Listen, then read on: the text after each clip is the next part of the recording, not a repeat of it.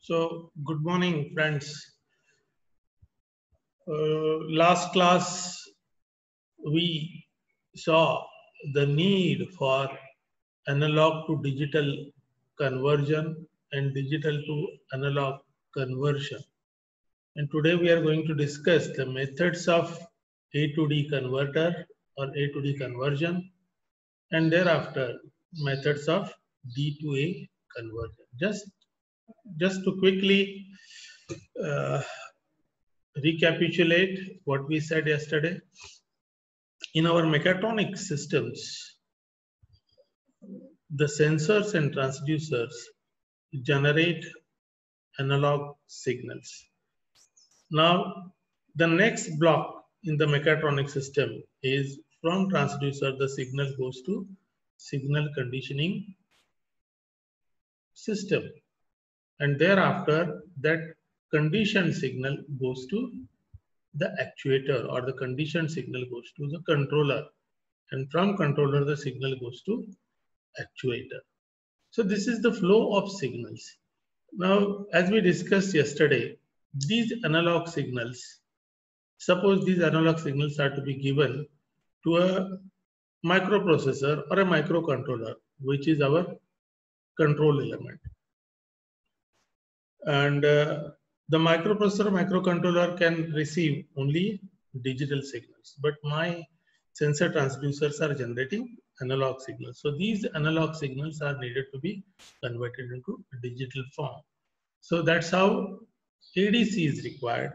And after the signal is converted into digital form, this microprocessor or microcontroller receives that signal, processes it as per our requirement, as per my control logic, as per my sequential logic. Whatever is my process requirement, the microprocessor processes that digital signal and gives out a digital output. Now, this digital output is needed to be given, or this output is needed to be given to the actuator. Now, the actuator that I have, it can work only on analog signals, let us say. So, whatever signal is given out by microprocessor and microcontroller, which is in digital form, this cannot be used by my actuator. So, actuator works on analog signal. So, there, the signal, that is the digital signal that is coming out of a microprocessor or microcontroller, this is to be converted into analog form. So that my actuators, let it be a hydraulic cylinder or electro-hydraulic cylinder, let it be an electric motor, maybe DC motor, stepper motor, AC motor, synchronous motor, whatever is my actuator, that actuator can work on analog signal only. So here, from microprocessor to the actuator, I need one D to A converter. So this is how we require ADC and DAC. That's what we discussed in the last class. Let us go to the ADC methods. Before going into ADC methods, let us quickly brush up. What are these digital signals? What are these binary numbers? Quickly, we already done it, but we'll refresh it quickly. The binary system is based on just two symbols or two states, that is 0 and 1. So this is possibly corresponding to 0 volt or 5 volt DC signals.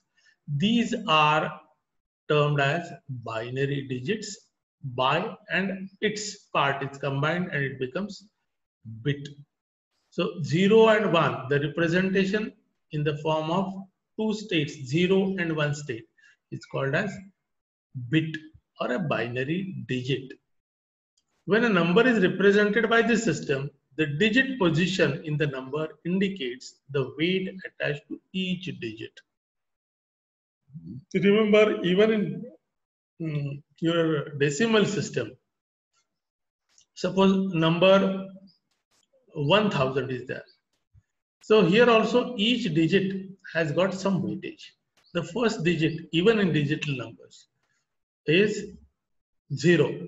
So these 4 digits are there.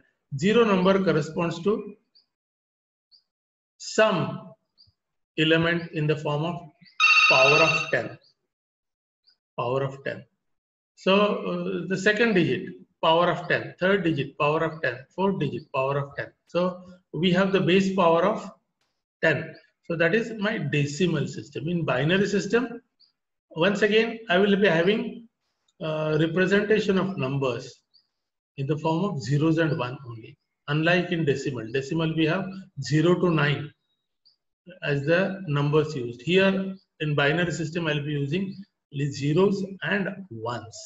So, and even in this binary number, whatever is the number, let us say 1010, we have each digit has got some weighted value. Like my decimal number had a weighted value in the form of powers of 10.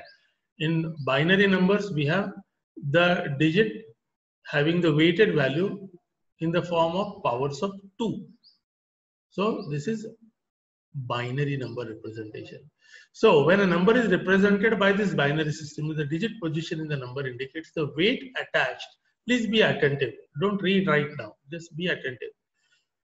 The digit position in the number indicates the weight attached to each digit, the weight increasing by a factor of 2.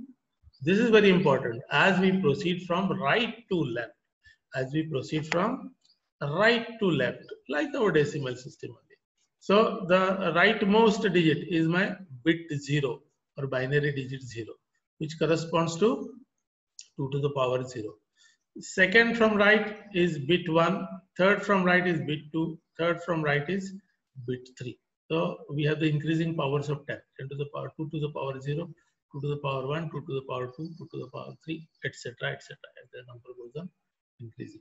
So just as an example, the decimal number 15, the decimal number 15 is 1 plus 2 plus 4 plus 8, that is 3 plus 4, 7 plus 8, 15. So 1 corresponds to 2 to the power 0, isn't it? So my bit 0 is existing because there is one number corresponding to bit 0, that 2 to the power 0 is 1. Now second from right, bit 1, 2 to the power 1 is 2. Third bit, 2 to the power 2 is 4. And third bit, 0, first, second, third bit, 2 to the power 3 is 8. So here what happens is, whether this will be 1 or 0 will correspond to whether I have some value corresponding to 2 to the power 0 or not. If I have got 0 here, there will not be any 2 to the power 0 term. So I'll be having 0 there as the initial digit. Getting the point? So I have a valid number 1 corresponding to 2 to the power 0. This is 1. Second number 2 to the power 1. Yes, 2 to the power 1. Second bit is also existing. First 0th bit is existing. First bit is existing. Second bit is existing. And third bit is existing. Isn't it? The total is 15. And that number corresponding to this, the binary number corresponding to this, as 2 to the power 0 exists, 1, 2 to the power 1 exists, 1, 2 to the power 2 exists, 1, 2 to the power 3 exists, 1. So I have the decimal number representation of 15 as 1111 in the binary system. So I have 1111 as the binary number representation for decimal number 15. So in a binary number, the bit 0, the rightmost bit, is termed as the least significant bit, that is LSB. Rightmost term corresponding to bit 0 is termed as least significant bit. This we already discussed while we studied encoders initially, if you remember. So least significant digit is the rightmost digit, and the leftmost or the highest bit, is most significant bit, MSB. So leftmost or the highest bit is the most significant bit, and rightmost bit is the LSB, that is least significant bit. So these things we need to know. The combination of bits to represent a number is termed as a word. So a binary word, right? So combination of the bits is termed as a word. Thus, 1111, which is corresponding to decimal number 15, is a 4-bit word. Such a word could be used to represent the size of a signal. The term byte is used for a group of 8 bits, 8 binary digits. Here we have a 4-bit word. So I will have 8-bit word also. So wherein I'll be having 8 binary digits. Like here we have 4 binary digits. So that 8-bit word is called as 1 byte. And it goes on. 1024 of these bytes make it 1 kilobyte. Now likewise you go on increasing the number, kilobyte, megabyte, gigabyte. Okay. So telling you about the numbers, or telling you about the binary digits involved in the signal. So this is a brief recap. You must be knowing it. We wanted to refresh it for our further studies. Let us come back to our ADC. Excuse me.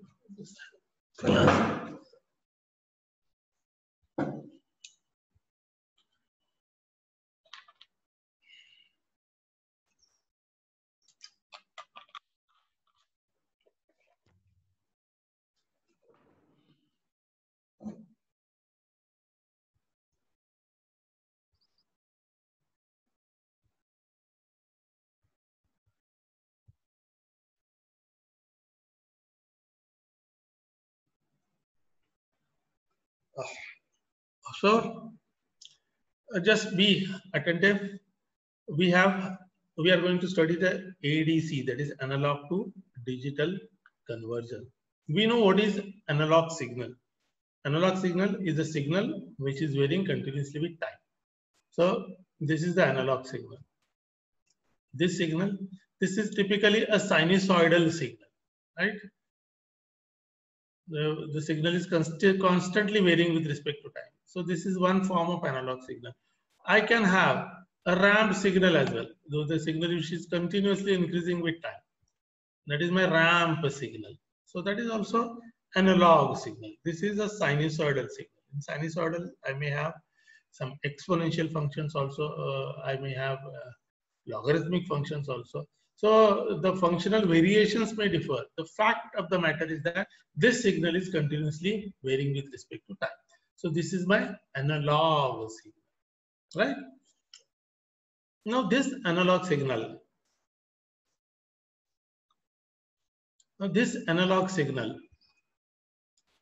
which is a sinusoidal signal, is to be converted into a digital signal form. Now what the concept says, the ADC converter, what it does is, it receives this analog signal. Once again, as we discussed in modulation, a clock is there, a clock which is a clock pulse generator.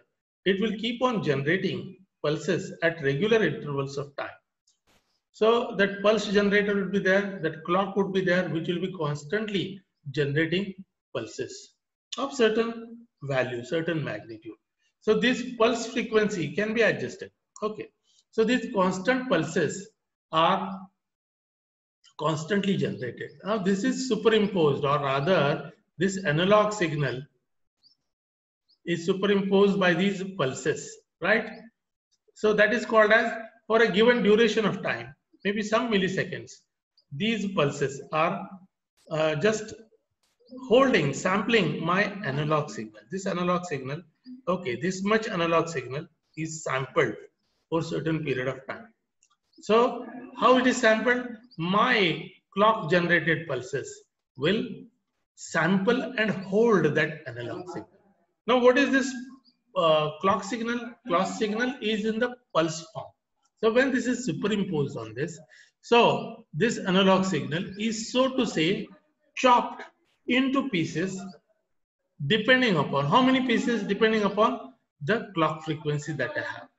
If I got larger frequency, I'll be having smaller chops of this analog signal. Now, this is one representation of a sinusoidal signal. Please be attentive. This is the representation of a sinusoidal signal.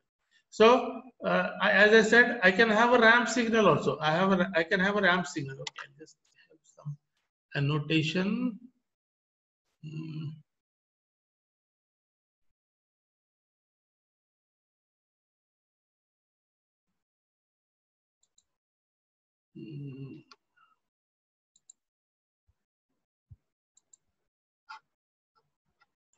Okay, so I can have a ramp signal as well. What is the ramp signal? The ramp signal is like a slope. What is the meaning of a ramp? A ramp is nothing but when you take your vehicle for washing in the service station, whatever slope that you have, that is the ramp. Gadi ramp or gere. So take it on a ramp. So what is this ramp? A ramp is nothing but a slope.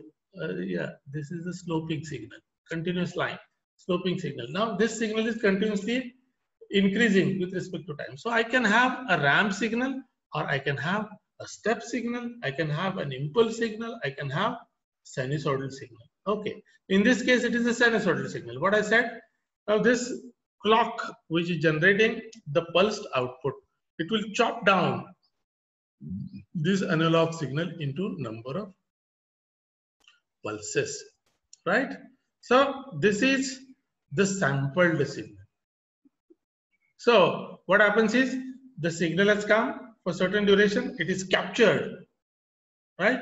And then it is chopped, and this chopped signal is sampled and held. This will be studying later, sampling and holding. Now what has happened? I have chopped the signal, I have sampled the signal. Now this signal will be converted. See, this is the continuously varying part. This will be converted based on the average amplitude of this pulse. Okay, so this is what you see. Corresponding to this portion of the analog signal, I'll be having one pulse of this magnitude.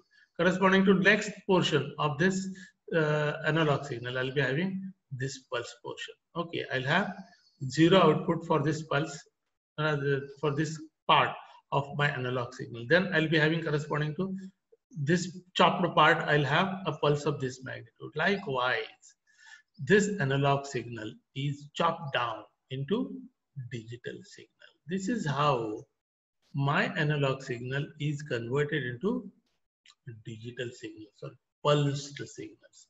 Well, these are approximate methods. I will not have exact replica of the analog signal. But by increasing the clock frequency, I can make it very close to the actual analog signal form. Okay, if the frequency is lower, what will happen? These pulses will be at larger distances. So what might happen? My conversion of this analog signal into this chop signal, as we'll be seeing later on, will not be the exact replica. So for that, I should have appropriate clock frequency for this A to D conversion. That's what this block diagram says, friends.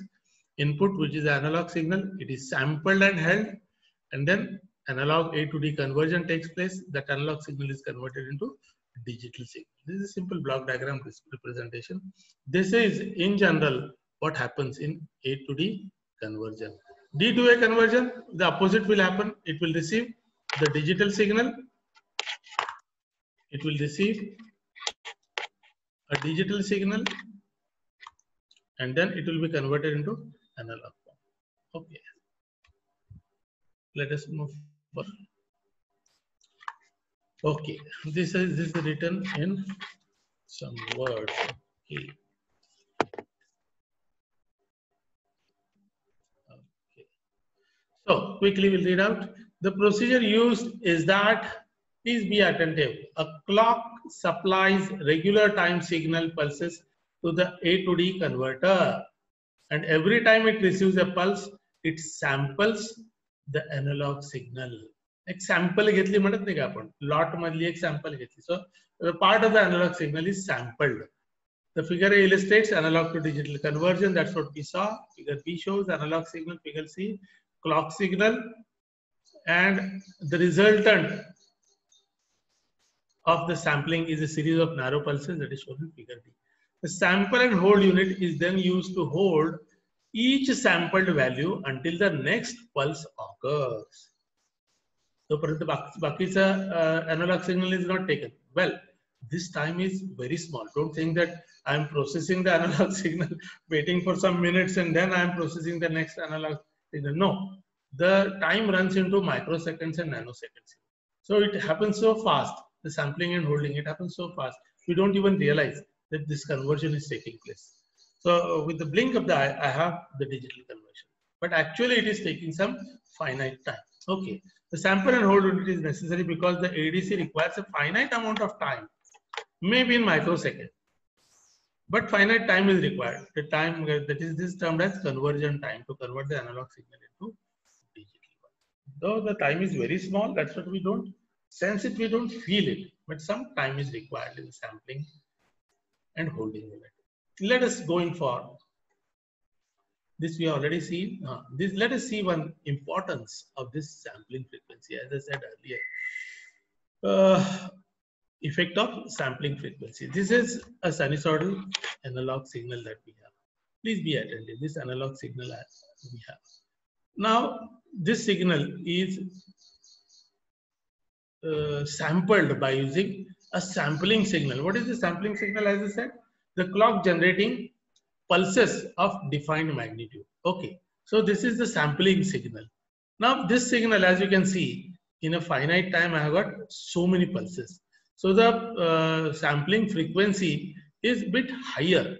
So now when this is superimposed on this, what happens is I have smaller chops of my analog signal. So ultimately what I get is what you can see, a sort of pulse train which is more or less similar to my analog signal, more or less. Though I have got these sharp edges, or it is next to a square wave type of a thing, but the peaks are similar, the transitions are similar, and the lows are similar, right? The inflection points are also similar. So if I got somewhat better sampling frequency, I have got good replica of my analog signal. But on the other hand, if the sampling frequency is low, as you can see, the pulse frequency is low. So in the given finite time, I've got only 2 pulses that are coming. Now when that is superimposed on my analog signal, what might happen? So when this clock signal is intercepting my analog signal somewhere here, right? So this corresponds to that signal. It is chopping it somewhere here. And the next signal is chopping my way somewhere here. Please be attentive, somewhere here. So these are the 2 chops. Now, when I connect these 2 chops, what happens? My original signal is a waveform like this. But what is the replica that I am getting? Maybe it's a similar wave, but it has got phase difference, isn't it? And it is not even the exact replica also, right? So it is a distorted output that I'll be getting if the sampling frequency is lower, sampling frequency is lesser. Well, people have worked a lot on this and they have come out with Nyquist, scientist Nyquist has worked a lot on this, and he has suggested that the sampling frequency should be at least twice that of signal frequency. So that is what, so minimum twice should be the sampling frequency so that I can have close approximation of analog signal into digital signal.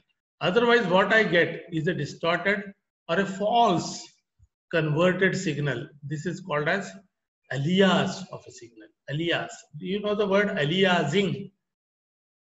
Alias चं simple उदाहरण म्हणजे आपलं टोपण नाव असतं. Maybe the proper name is Vishwambar, but the nickname is Baburao.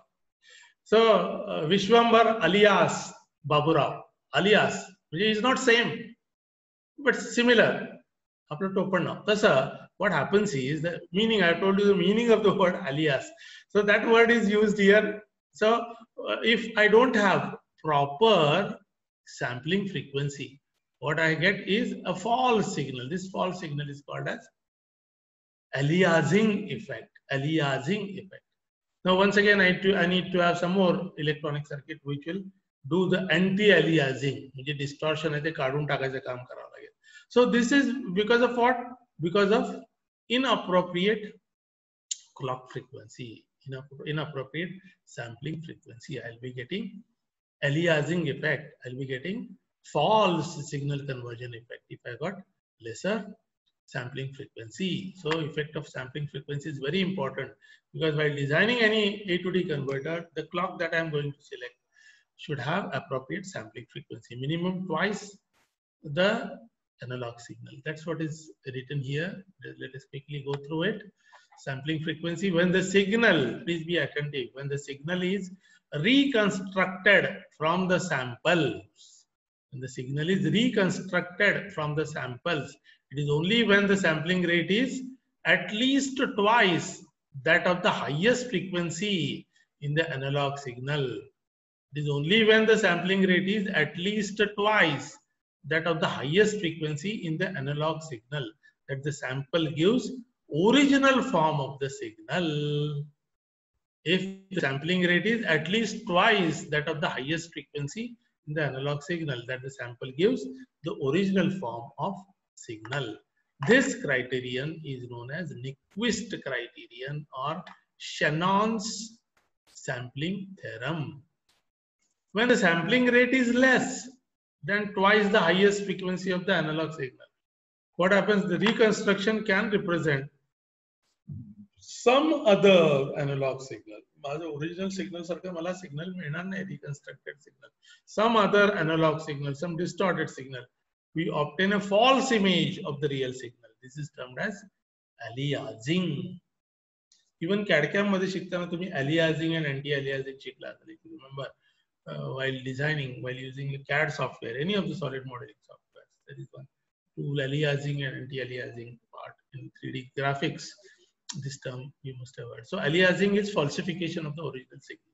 So this we need to avoid. So we should select appropriate sampling frequency. So this is the importance of selecting appropriate sampling frequency. So sampling frequency should be selected as per Nyquist criteria or Shannon's criteria. This is what we said. What he said? The sampling frequency should be at least twice that of the analog signal frequency. Okay. We are going to study three methods of analog to digital conversion. That is, first is successive approximation method. Second is ramp method of A to D conversion.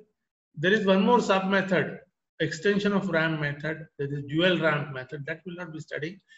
That ramp ADC and then direct ADC or flash ADC. These three A to D conversion methods will be studying in the next class. We shall stop for today.